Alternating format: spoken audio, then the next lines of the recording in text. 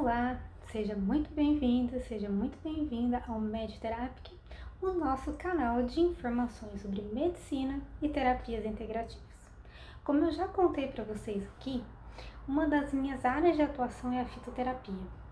Se você quer saber um pouquinho mais sobre o que eu faço, sobre a minha área de atuação, clica no link que vai aparecer aí na sua tela e você vai ter acesso ao vídeo onde eu me apresento e conto um pouquinho do meu trabalho aqui para vocês. Mas vamos lá! Hoje eu quero falar um pouquinho sobre fitoterapia. O que é a fitoterapia?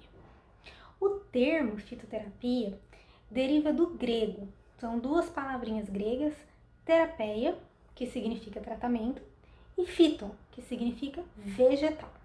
Então, trata-se, na verdade, do estudo das plantas medicinais e as suas aplicações na prevenção e tratamento de doenças. Aquele chazinho que você gosta de tomar no meio da tarde ou à noite, um pouco antes de dormir, ele faz parte sim da fitoterapia, mas está muito longe de ser só isso. Fitoterapia engloba uma série de outras coisas. É a forma de terapia mais antiga de que se tem conhecimento. As primeiras evidências do uso de plantas datam da era paleolítica, lá da Idade da Pedra mesmo, bem antiga. E essas evidências são embasadas pelo encontro de pólen de plantas medicinais em alguns sítios arqueológicos, mostrando que lá o homem das pedras já se preocupava com o uso das plantas. Já os primeiros relatos escritos, realmente, os escritos sistematizados sobre o uso das plantas, eles foram encontrados nas civilizações antigas da Índia, na China e no Egito principalmente. Lá da Índia, remonta ao registro mais antigo já encontrado sobre o uso de plantas medicinais, mais ou menos de 3.000 anos antes de Cristo. Essa data é meio controversa, tem gente que fala 5.000, tem gente que fala 2.500, mas ali é em torno de 3.000 anos antes de Cristo, com as descrições do uso de plantas lá nos Vedas, que são aqueles textos antigos, sagrados do hinduísmo, do brahmanismo, que fundamentam essas religiões tradicionais da Índia, e também no Samhitas, que são os textos clássicos do Ayurveda. Então, já nesses textos bem antigos da Índia, são descritos o uso de plantas medicinais de várias formulações diferentes para tratamento de doenças e também alguns rituais religiosos. A sistematização da medicina tradicional chinesa, que data também em torno de 2.500 anos antes de Cristo, contém uma série de plantas medicinais na sua descrição também. E o famoso papiro de Ebers, não sei se vocês já ouviram falar do papiro de Ebers, é um texto antigo egípcio que data em torno também de 2.500 anos antes de Cristo e contém mais de 700 fórmulas mágicas e remédios populares, dentre eles várias plantas medicinais que são descritas e alguns procedimentos médicos também. A característica em comum desses sistemas médicos tradicionais milenares é a observação da doença enquanto um desequilíbrio do próprio organismo, alguma coisa do corpo que não está funcionando legal e que gera doença. E existe uma íntima relação entre esse binômio saúde, doença e alimentação, os hábitos de vida, o tipo de atividades que as pessoas realizavam.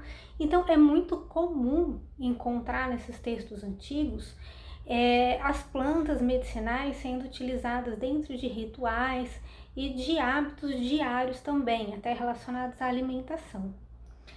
A medicina greco-romana, um pouquinho mais moderna, vamos assim dizer, também sofreu muita influência dessas medicinas antigas da Índia e do Egito. Hipócrates, o famoso Hipócrates, quem é da área da saúde já ouviu falar muito dele, lá em torno de 460, 300 e poucos antes de Cristo, ele descreveu a teoria dos humores. Os humores seriam sangue, fleuma, bile, água, que são substâncias do próprio corpo, que seriam responsáveis pela estabilidade ou no seu excesso, na sua deficiência, eles causariam também doenças. E para Hipócrates, o médico ele poderia auxiliar a própria natureza a restabelecer esse equilíbrio do corpo, se utilizando de alimentos, de especiarias e de preparações medicinais à base de plantas. Galeno, também ali da medicina greco-romana, foi o primeiro médico a descrever os cuidados nos preparos das plantas, dos medicamentos à base de plantas. Ele inclusive descreveu a preparação dos pós e dos extratos.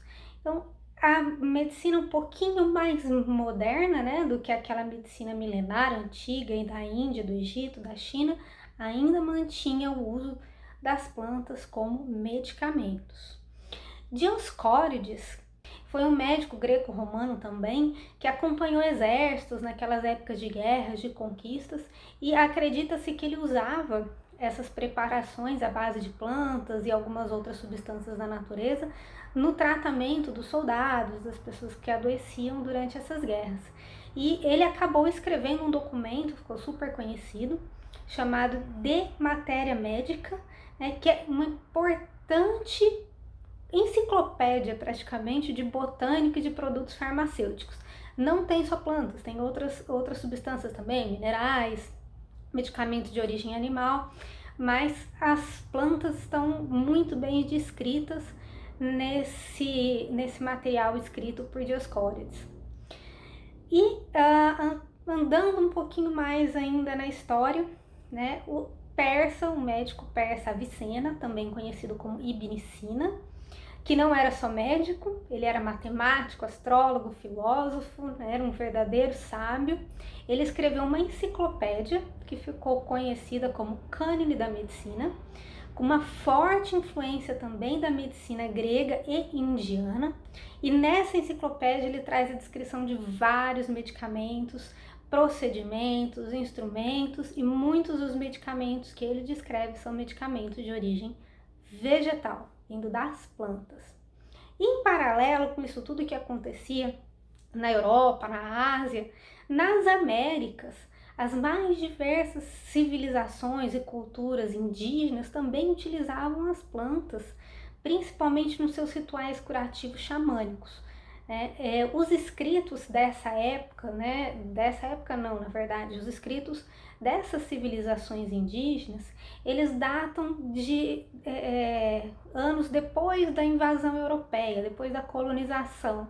Então não se tem muita certeza do que nesses escritos tem a influência europeia, o que é realmente só da cultura e da civilização indígena, mas é fato que as plantas eram muito utilizadas em rituais religiosos, em práticas de cura xamânicas. Isso é muito bem sabido, porque são tradições que se passam oralmente, e até hoje muitas pessoas descendentes dessas populações indígenas mantêm essas tradições.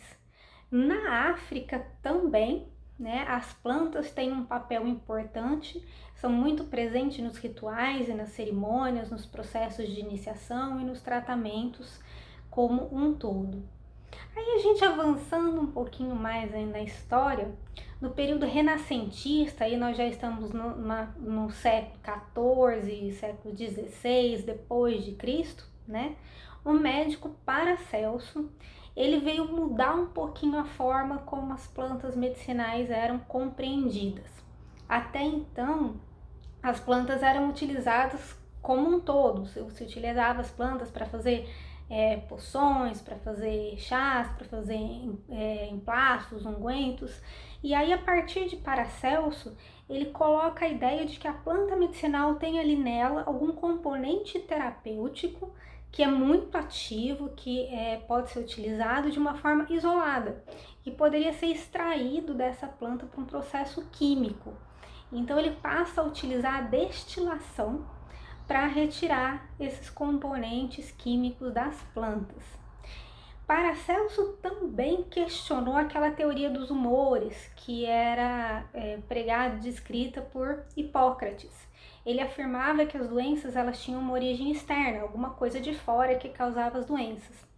E aí, observando as plantas, observando a forma como elas agiam, ele descreveu o que ficou conhecido como teoria das assinaturas, onde ele relacionava ali a forma externa mesmo, o aspecto físico das plantas, com a sua finalidade terapêutica, né? Então, algumas plantas que teriam aparência de um rim, por exemplo, seriam utilizadas para tratar doenças relacionadas com a urina, e ele, com a ideia de que as doenças eram causadas por um fator externo e de que as plantas poderiam ser utilizadas para tratar especificamente algumas partes do corpo, alguns sintomas, ele começa a utilizar os medicamentos de forma mais específica, extraindo então das plantas esse componente químico, que seria o princípio ativo, para tratar especificamente algumas doenças ou alguns sintomas e não aquela forma mais holística da pessoa como um todo, que estava em um desequilíbrio, como as medicinas mais antigas nos falavam. E aí, a partir do século XVIII, com o desenvolvimento da química medicinal, principalmente, os princípios ativos das plantas passaram a ser realmente isolados e começaram a surgir então os medicamentos sintéticos a partir de princípios de plantas. Então, acho que o melhor exemplo que a gente tem é a salicilina, que é uma substância ativa do salgueiro, que foi isolada, dando origem ao ácido salicílico, né, que era um excelente anti-inflamatório, analgésico, mas o ácido salicílico tinha muitos efeitos colaterais, principalmente gástricos, então ele foi acetilado, dando origem ao ácido acetilsalicílico, né, o nosso famoso AS, né, que a gente conhece até hoje, é muito utilizado até hoje. E a exemplo do AS, do ácido acetilsalicílico, nós temos outros também, morfina, ópio, digoxina, várias medicações que surgiram a partir desse isolamento de princípios ativos das plantas. Então as plantas passaram a ser consideradas como matérias-primas, né, para extração de princípios ativos e para desenvolvimento de fármacos, ou até mesmo de moléculas sintéticas que se parecessem ali com aquelas moléculas de princípios ativos das plantas, né? Então, foram criadas moléculas sintéticas semelhantes às moléculas naturais, buscando aprimorar os efeitos terapêuticos, diminuir efeitos colaterais que porventura pudessem existir. Esse isolamento de princípios ativos, ele foi muito bom, ele tem uma utilidade real, porque algumas plantas, elas têm a dose terapêutica muito próxima da dose tóxica. Então, se você extrapola aquela dose terapêutica, você tem um risco muito grande de toxicidade, de efeitos colaterais graves, e a partir do momento que se isola o princípio ativo, é possível ter um domínio maior da dose que está sendo utilizada, que está sendo empregada, e evita assim uma reação adversa, uma complicação por causa do uso daquela substância. O que foi muito questionado e até hoje deixa em dúvida é se esse isolamento do princípio ativo não atrapalha a eficácia, né, do medicamento, da droga vegetal, porque muitas das plantas elas funcionam a partir de um fitocomplexo. São várias moléculas, vários princípios que juntos têm um efeito esperado. E quando você separa os componentes desse fitocomplexo, a resposta não vai ser exatamente aquela que se deseja com aquela planta, né?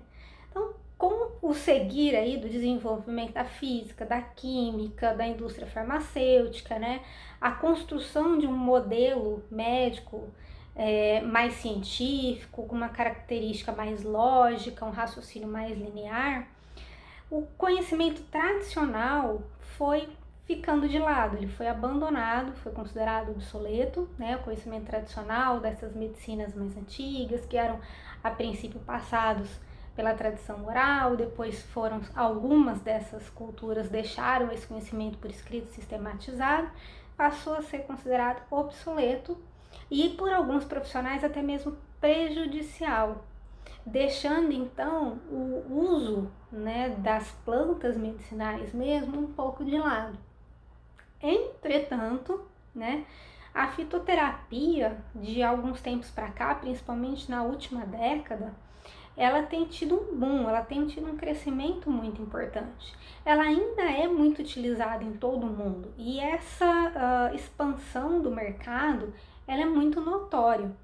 Tem até trabalhos descrevendo que aqui no Brasil houve um crescimento, tem ocorrido, na verdade, um crescimento de cerca de 12% ao ano da comercialização de fitoterápicos e das mais diversas formulações possíveis. E aí, entrando nesse barco aí de crescimento desse mercado, as grandes indústrias farmacêuticas passaram até a produzir em larga escala, em escala industrial, alguns fitoterápicos para venda normal em farmácia, né? Tem alguns exemplos que nós podemos citar, por exemplo, o Axiflam, que é um anti-inflamatório analgésico à base da Cordia verbenácea, que é a nossa famosa erva baleeira. É um medicamento que você compra em farmácia. Ele tem spray, né, esses sprays para aliviar a dor de entorses, dor muscular. E tem também o Arpadol, que também é um medicamento que você compra normalmente em farmácia, um medicamento industrializado, à base de Arpagoto procumbens, que é a nossa garra do diabo. Também é um anti-inflamatório excelente, ele tem até em comprimido. Então as grandes indústrias farmacêuticas passaram a vender fitoterápicos industrializados, né? E então o que é realmente a fitoterapia, né? Esses medicamentos industrializados que aí as indústrias farmacêuticas estão vendendo, eles também são fitoterapia? Tem alguma diferença aí dessa fitoterapia da indústria farmacêutica, é aquela fitoterapia que eu faço na minha casa tomando um chazinho antes de dormir? Então, para a gente entender isso, vamos explorar alguns conceitos aqui, né? Eu acho que você já entendeu bem que a fitoterapia é o estudo das plantas medicinais e as suas aplicações para prevenção e cura de doenças, certo? A legislação, porque a fitoterapia ela possui uma legislação, né? Uma legislação que vem se renovando também ao longo do tempo, e a legislação brasileira, então, ela traz uma definição bem certinha do que é a fitoterapia. E segundo a legislação, a fitoterapia é a terapêutica caracterizada pelo uso de plantas medicinais e suas diferentes formas farmacêuticas, sem a utilização de substâncias ativas isoladas, ainda que de origem vegetal. Ou seja, traduzindo isso tudo, fitoterapia é usar as plantas medicinais, de qualquer forma que seja, para o tratamento e prevenção de doenças sem usar um princípio ativo isolado. Por exemplo, eu pego o açafrão. O açafrão ele tem um princípio que é muito conhecido, que é a curcumina. Se eu extrair a curcumina do açafrão e fizer um medicamento com ela, isso não é mais fitoterapia. Isso é o que a gente chama de fitofármaco. É um medicamento que é feito a partir de um princípio ativo de uma planta, mas eu não estou usando a planta, né? Para fitoterapia, é o uso da planta, sem extrair nada, né? Sem isolar nenhum princípio. E aí, o que é então planta medicinal, né?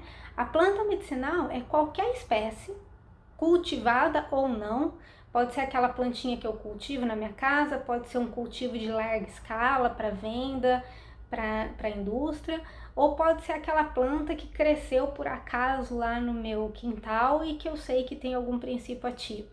Então, a planta medicinal é qualquer espécie vegetal cultivada ou não, utilizada com propósito terapêutico, né? E aí ela pode ser uma planta fresca, né? Eu pego lá a minha hortelã plantadinha no meu vaso, as folhas dela e vou fazer um chá, é uma planta medicinal fresca. Ou pode ser uma droga vegetal. O que é a droga vegetal? É quando eu pego aquela planta inteira ou partes dela, né? Desde que seja uma parte que contém o princípio ativo que eu quero utilizar, e eu passo essa planta por processos. Então essa planta vai ser coletada, vai passar por uma estabilização, vai passar por uma secagem, e aí eu posso utilizá-la seca, ou eu ainda posso processar mais ainda essa droga vegetal, triturando, transformando ela em pó, né? Então, essa é a droga vegetal. Então, nós temos a planta medicinal, que é a planta como um todo, que pode ser usada na sua forma fresca, colhi e usei, ou ela pode ser usada na forma de uma droga vegetal, que eu colho, processo essa planta para ela ser ainda transformada em outros produtos para a indústria farmacêutica. O que eu posso, então, fazer a partir disso, né? A partir da minha planta medicinal ou da droga vegetal? Eu posso fazer um monte de coisas. Eu posso fazer o chá, né? O meu chazinho que eu tomo lá à noite ou que eu tomo depois do almoço como um digestivo, eu posso fazer a partir da planta fresca, colher a minha planta lá no quintal da minha casa e fazer um chá, ou eu posso fazer a partir de uma droga vegetal. Quando eu compro, por exemplo, numa ervaria, as plantas secas para fazer o meu chá, né? Eu estou utilizando uma droga vegetal para fazer um chá. O chá, ele pode ser feito de várias formas diferentes, né? Eu posso fazer o meu chá a partir de usando o princípio da infusão, que é quando eu aqueço a água, depois que a água está fervida, eu desligo e coloco a planta lá dentro. Eu posso fazer o chá utilizando a decocção, que é quando eu fervo a água com a planta junto, ou então eu posso fazer até a maceração, que alguns conhecem como infusão fria, que é quando eu deixo uma água a temperatura natural, a planta lá dentro tampadinha e por algumas horas eu deixo aquele princípio ativo da planta dissolver ali na água para depois eu coar e beber. A gente pode fazer um videozinho depois falando sobre esses diferentes tipos de chás, de formas de se fazer um chá, né? Além do chá, o que mais que eu posso fazer com a minha planta vegetal e principalmente com a minha droga vegetal? Planta vegetal ficou redundante, né? Com a minha planta medicinal ou principalmente com a minha droga vegetal. Eu posso fazer várias preparações que são chamadas de preparações vegetais. O que são essas preparações? Eu pego lá aquela planta seca e vou triturar até ela virar um pó. E aí esse pó eu posso utilizar dissolvido numa batida, num leite, num suco, posso até fazer um chá com esse pó. Eu posso transformar essa droga vegetal num extrato. Esse extrato pode ser um extrato seco, um extrato fluido, um extrato alcoólico, um extrato glicólico. Aí ele passa por um processo de transformação. Eu posso transformar essa droga vegetal numa tintura, e aí são aqueles preparados à base de álcool. Eu posso transformar num óleo, posso transformar em várias coisas, né? E aí essas preparações, elas podem ser utilizadas para produção dos fitoterápicos, né? O que são os fitoterápicos? Eles são os produtos obtidos por meio de uma matéria-prima vegetal, né, que não é uma substância isolada, então é lá a partir da nossa droga vegetal, com a utilidade, né, com a finalidade de tratamentos ou de profilaxias de doenças, de prevenção, né? Então, a partir daquela droga vegetal, então a droga vegetal é a minha planta que foi processada, transformada numa preparação vegetal, eu vou produzir um fitoterápico. E os fitoterápicos, eles ainda podem ser de dois tipos.